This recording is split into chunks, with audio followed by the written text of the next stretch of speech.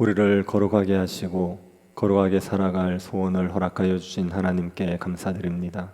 예로도 우리의 모든 마음의 생각과 입술의 말들이 하나님 앞에 연락되기를 원하오니 성령으로 우리를 충만케 하여 주옵소서. 거룩하신 예수님 이름으로 기도드립니다. 아멘. 272장입니다. 272장입니다.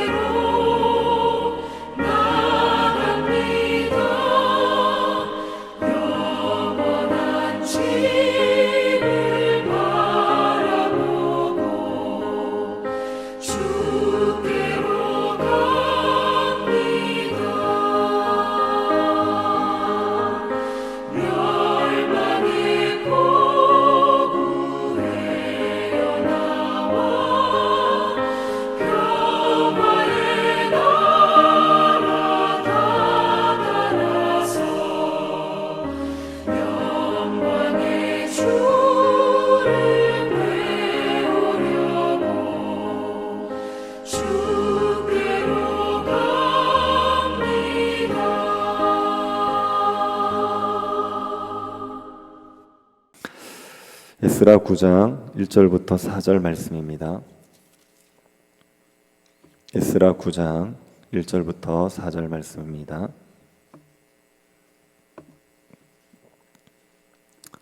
찾으셔서 한 절씩 교도하도록 하겠습니다.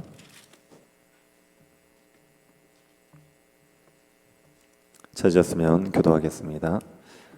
이일 후에 방백들이 내게 나와 이르되 이스라엘 백성과 제사장들과 레위 사람들이 이 땅 백성들에게서 떠나지 아니하고 가나안 사람들과 헷 사람들과 브리스 사람들과 여부스 사람들과 암몬 사람들과 모압 사람들과 애굽 사람들과 아모리 사람들의 가증한 일을 행하여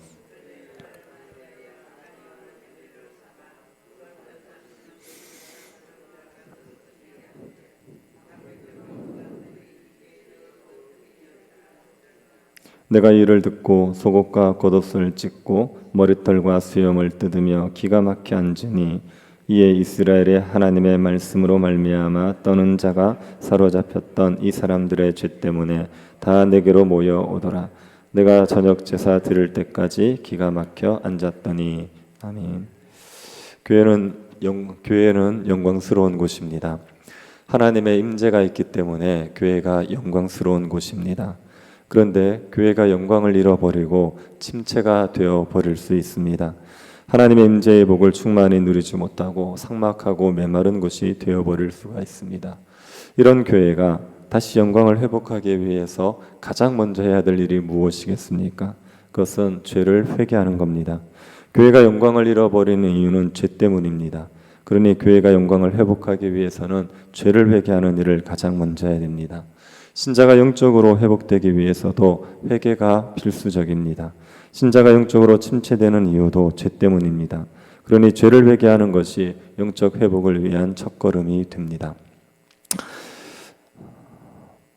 그러면 회개의 출발점은 어디겠습니까?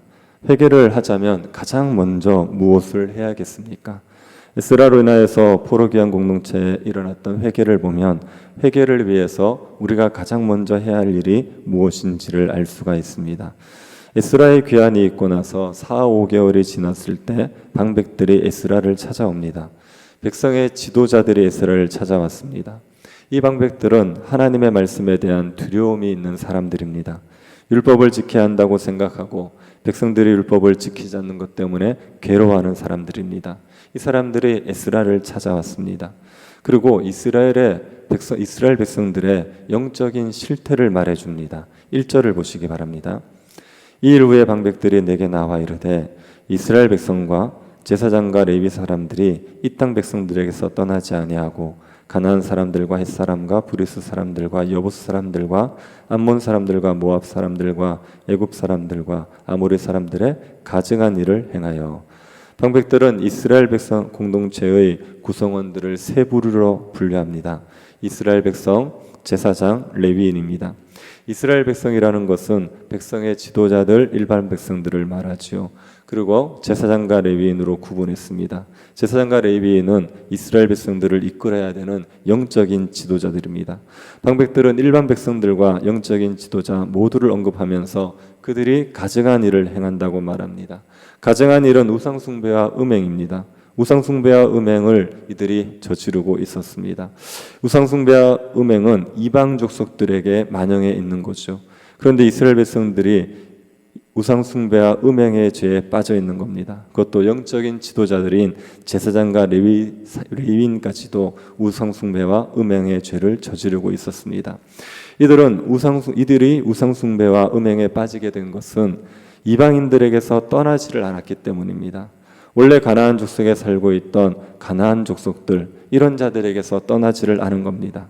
그리고 가나안 땅 인근에 살고 있던 암몬 사람, 모압 사람, 애굽 사람, 아모리 사람, 이런 이방인들을 떠나지 않습니다. 그들을 떠나지 않고 가까이 하면서 가증한 일을 행하게 된 것입니다. 이건 여호수아가 가나안 땅을 정복하고 나서 이스라엘 백성들에게 경고했던 말이었습니다. 가나안 족속과 가까이 하게 되면 가나안 문화에 물들게 될 것을 경고했습니다. 그래서 가나안 족속들과 가까이 하지 말고 하나님을 가까이 하라고 했습니다. 그런데 여호수아가 죽고 나서 이스라엘 족속들이 이 경고를 무시했지 않습니까? 그리고 죄에 빠져서 많은 징계를 당하고 살았지 않습니까? 포로세어 돌아온 이스라엘 백성들도 이 경고를 무시하고 이방 족속들을 가까이 하고 있습니다. 그러면서 이방 족속들처럼 가증한 일을 행하게 된 겁니다. 우리는 우리가 가까이 하는 사람들에게 영향을 받기 마련입니다. 매일 불평하는 사람 옆에 있으면 자신도 모르게 불평하게 됩니다. 매일 술 마시는 사람과 어울리면 같이 술을 마시게 됩니다. 음란한 사람들과 어울리면 음란한 짓을 하게 됩니다. 같이 어울리는 사람의 영향을 받게 되어 있습니다. 그래서 신앙이 어릴 때는 분리가 필요합니다. 불경건한 사람들과 분리되어야 됩니다. 불경건한 사람들에게 동화되지 않을 정도로 신앙이 견고해지면 그러면 불경건한 사람들과 어울려 그들을 변화시키려고 노력해야 되겠죠. 그러나 신앙이 어릴 때는 분리가 필요합니다. 불경건한 사람들에게 떠나야 됩니다. 그런데 이스라엘 백성들은 이방 족속들에게서 떠나지 않고 가증한 일에 빠지고 말았습니다. 이스라엘 백성들이 이방 족속들에게 동화되어 버린 결정적인 요인은 불신 결혼이었습니다. 2절을 보시기 바랍니다. 그들의 딸을 맞이하여 아내와 며느리로 삼아 거룩한 자손이 그 지방 사람들과 서로 섞이게 하는데 방백들과 고관들이 이 죄에 더욱 으뜸이 되었다 하는지라. 이스라엘 백성들은 이방 족속의 딸을 아내로 맞았습니다. 그리고 며느리로 삼았습니다. 이 불신 결혼이 이스라엘 백성들을 가증한 일에 빠지게 한 결정적인 요인입니다. 결혼을 하면 배우자와 한 몸이 되어 버립니다. 우상 숭배하는 배우자와 한 몸이 되는데 어떻게 우상 숭배에 물들지 않겠습니까? 불신 결혼으로 인하여서 이스라엘 백성들이 가증한 일에 빠지고 말았습니다. 신자가 불신자와 결혼하고 나면 경건하게 살기는 정말 어렵습니다. 아들이 불신자와 결혼하면 아들이 신앙생활을 제대로 하기 어렵다고 보셔야 됩니다. 불신 결혼을 하고도 경건하게 사는 일은 정말 어려울 수밖에 없습니다. 대부분 불신자의 수준으로 내려가지 불신자를 자신의 수준으로 끌어올리는 경우는 많지 않습니다. 원래 신자에게는 성령이 계시기 때문에 다른 사람의 영향을 받기보다는 영향을 주게 되어 있습니다. 구약에서 하나님께서 이스라엘 백성들을 다른 백성들과 분리시킨 이유는 그들이 아직 어리기 때문입니다. 아직 성령을 받지 못했기 때문에 그들이 이방 민족에게 동화되어 버리는 것, 그것을 막기 위해서 분리를 시키셨습니다. 그런데 신약 성도들에게는 세상에서 분리되라 하지 않으셨습니다. 세상의 소금이 되라, 세상의 빛이 되라고 하셨습니다. 신약 성도들은 세상에 거룩한 영향력을 끼칠 수 있습니다. 왜 그렇습니까? 성령이 계시기 때문이죠. 거룩한 영이 함께 하시기 때문에 세상의 영향을 받지 않고 세상에 영향을 줄 수 있는 게 신자들입니다. 성령 충만한 신자라면 불신 배우자와 혹 결혼을 하더라도 거룩한 영향을 끼쳐 불신 배우자가 신앙생활을 하도록 도와줄 수가 있습니다. 그런데 보통 불신 결혼을 하는 경우에 보면 본인의 신앙이 분명하지 않은 경우들이 많습니다. 그러다 보니 불신 결혼을 하게 되는 경우가 있죠. 그래서 결혼을 하고 나면 더 신앙생활을 하기 어려워지게 되는 겁니다. 하나님께서 연약할 때는 불신자들과 어울리지 말라고 하셨는데 자신의 신앙이 분명하지 않은데도 불구하고 불신자들과 자꾸 어울리다 보면 그들의 영향을 받게 되어 있습니다. 그러니 불신 결혼이 우리의 신앙생활을 제대로 하지 못하게 만드는 요인이 되는 거죠. 포로에서 돌아온 이스라엘 백성들은 자신들의 신앙도 제대로 돌보지 못하는 상태에서 이방 족속들을 아내와 며느리로 맞았습니다. 그래서 음행과 우상 숭배의 죄에 빠지게 되었습니다. 이 죄를 누가 먼저 짓습니까? 방백들과 고관들이 먼저 지었습니다. 방백들과 고관들은 백성의 정치 지도자들입니다. 이들이 이방 여인들과 결혼하는 죄를 먼저 짓습니다. 왜 이들이 이방 여인들과 결혼하는 죄를 지었겠습니까?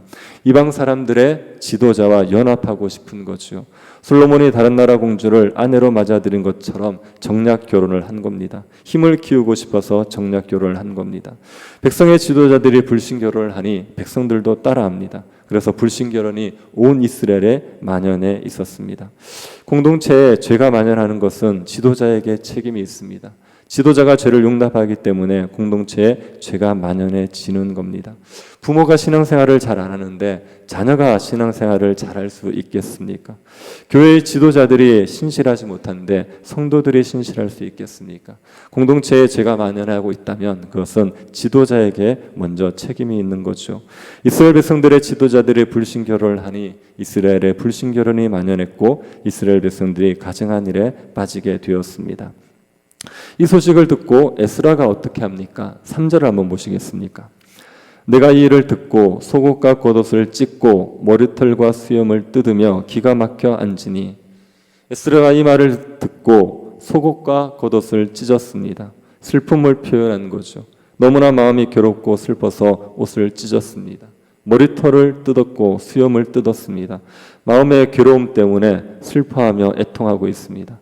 이 에스라는 백성들이 불신결혼을 하고 가증한 일을 행한다는 소식을 듣고 마음이 너무나 괴로웠습니다. 너무나 기가 막혔습니다. 그래서 그 소식을 듣고 저녁 때까지 성전에서 하나님 앞에 엎드렸죠. 에스라가 하나님 앞에 무슨 기도를 한 게 아닙니다. 에스라는 큰 슬픔 가운데 그냥 하나님 앞에 엎드려 울고 있는 겁니다. 이스라엘 백성들의 죄악을 생각할 때 너무 마음이 아파서 울고 있는 거지요. 에스라는 이방 여인들과 결혼한 것이 심각한 죄라고 인식했습니다. 이것이 너무나도 큰 죄다, 그렇게 생각을 했습니다. 이것이 회개의 시작입니다.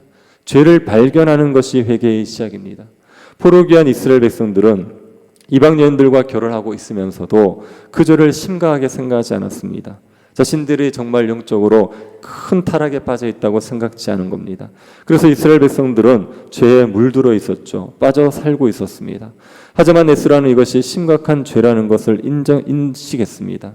하나님의 진노를 받을 죄로 인식했습니다. 에스라가 죄를 발견하게 된 겁니다. 그래서 하나님 앞에 애통하며 긍휼을 구하게 되었습니다. 우리가 해결하기 위해서 제일 먼저 필요한 것은 죄가 보이는 겁니다. 죄라고 인식하지 못했던 것들, 죄라고 여기지 않던 것들을 죄로 여겨야 됩니다. 그래야 마음을 찢고 애통하게 되는 겁니다. 불경건하게 살면서도 그 죄에 깊이 빠져 있으면 자기가 불경건한 걸 죄라고 여기질 않습니다. 불의를 저지르고 있으면서 부모에게 못할 짓을 하고 있고 자녀를 제대로 양육하고 있지 않으면서도 그 죄에 깊이 빠져버리면 자기가 죄에 빠졌다는 생각을 하지 않습니다.